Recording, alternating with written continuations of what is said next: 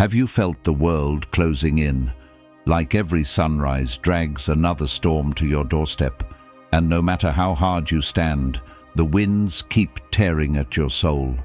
Each day blurs into the next, but instead of moving forward, you sink. Your thoughts spiral. Your chest feels heavier with every breath. It's not the universe plotting against you. It's not some curse. Somewhere along the way, the reins slipped from your hands, and now your own life is dragging you instead of you leading it. I know that feeling because I lived it. And it took me 1 week, 7 relentless days of tearing apart the old patterns, burning away every weakness, and building 5 habits that didn't just change me. They armed me. They ignited me. This wasn't a soft awakening. It wasn't about waiting for motivation or some perfect morning where everything feels right. It was stepping straight into the fire when the flames felt like they could consume me, and forcing myself to become someone who doesn't run from the burn. Each habit was like peeling away a dead layer of skin. Each day felt like a war against the weaker version of myself. And when the smoke cleared, I could finally see. I wasn't broken. I was just buried. Seneca once wrote, "It is not that we have a short time to live, but that we waste much of it." Those words hit me like thunder, because life isn't stolen from us by time. It's drained by the things we give it away to, the distractions, the chaos, the people and habits that rot us from the inside. This week can be your line in the sand. Like, comment, share, subscribe, and write this in the comments. This week, I choose transformation. Now get into it. Number 1, own the morning, don't let it own you. Before this week, my mornings were chaos disguised as comfort. I'd wake up, grab my phone, and drown in a flood of notifications, headlines, and strangers' lives before my own had even begun. My mind wasn't mine. My first breath wasn't silence. It was noise. I didn't realize it then, but every day I started like that. I was handing over my focus, my power, before I even got out of bed. So I burned that habit to the ground. I woke up, left the phone face down like it didn't exist, and sat there in pure, unshaken silence. 10 minutes. No music, no voices, just my breath and the weight of stillness pressing against my chest. It felt heavy, almost suffocating, as if the silence itself was daring me to break it. But then something shifted. That silence wasn't emptiness, it was space. A rare, sacred space where I could plant my own thoughts before the world shoved its chaos down my throat. Epictetus once said, "No man is free who is not master of himself." And in those mornings I finally felt the chains of distraction snapping. By week's end, those 10 minutes weren't just a ritual. They became armor. My mind felt sharper, my days steadier. I wasn't reacting anymore. I was choosing. Number 2, choose discomfort. Command yourself. Comfort was the slow poison dripping into my life. My routines were soft, my choices safe, and the smallest inconvenience could snap my patience like brittle glass. I wasn't weak in body, I was weak in will. So I declared war on comfort. Every single day I stepped into deliberate discomfort. I turned the shower handle until the water stabbed like ice. I walked when I could have driven, feeling every stone underfoot. I fasted until noon, feeling my hunger claw at me, and each night I wrote down one challenge I would stare in the face the next morning. This wasn't about chasing pain for its own sake. It was about claiming control. Every shiver, every growl of my stomach, every moment of strain was a reminder. I was in command, not my impulses, not my excuses.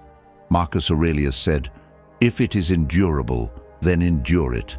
Stop complaining. And I felt those words ignite in me like fire. The more I chose discomfort, the less I feared it. My mind hardened. My patience grew fangs. The things that once broke me no longer moved me. Discomfort became the forge, and every day I walked out of it sharper, stronger, unshaken. Number 3. Cut the dead weight, even if it hurts. Some people don't stab you in the back. They drain you drop by drop, smiling as they do it. I saw it that week. The texts, the calls, the fake laughs, the endless noise that left me hollow every time I hung up. They weren't friends. They were anchors, pulling me into waters I had no reason to drown in. And it wasn't just people. It was habits that numbed me, scrolling until my mind felt rotten, late-night cravings that left me sluggish, choices that dulled every sharp edge I had. So, I did what most never dare to do. I cut. Some contacts went silent. The notifications died. The habits that weakened me were buried like dead weight. And it hurt, because every cut feels like tearing away a piece of yourself. But that pain didn't last. What came after was space.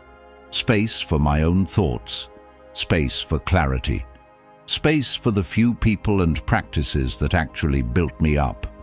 Seneca once said, "Associate with people who are likely to improve you." I took that to heart. And when the noise faded, my mind sharpened, my focus grew, and I felt lighter, like every chain I dropped made me rise higher. Number 4. Face the mirror, even when it burns. The hardest war I ever fought wasn't against the world, it was against my own reflection. For years, I dragged around silent anger, blaming everything and everyone, circumstances, people, even luck, for why I wasn't where I wanted to be. I wore excuses like armor, convincing myself I was the victim, while my potential rotted away in the shadows. That week, I shattered that armor. Every night I stood in front of the mirror, staring into my own eyes, and spoke the words I had been too afraid to admit all day. You wasted time. You dodged that task because fear owned you. You let your anger, not your discipline, steer the wheel. It felt like setting myself on fire. Every word burned, slicing through the soft lies I'd wrapped around myself for years. At first it felt like punishment, like I was breaking myself apart piece by piece. But in that destruction, I found something rare: freedom. The heaviest chains I carried were the lies I told myself, and every truth I spoke snapped another link. Epictetus said, "It is impossible for a man to learn what he thinks he already knows." I finally understood. I had spent years pretending to know, pretending to be strong, instead of admitting I had miles to climb.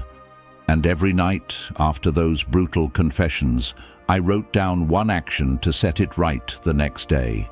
Just one.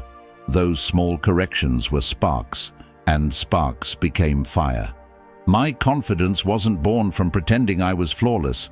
It came from the raw, unshaken honesty of finally holding myself accountable and proving day by day that I could change.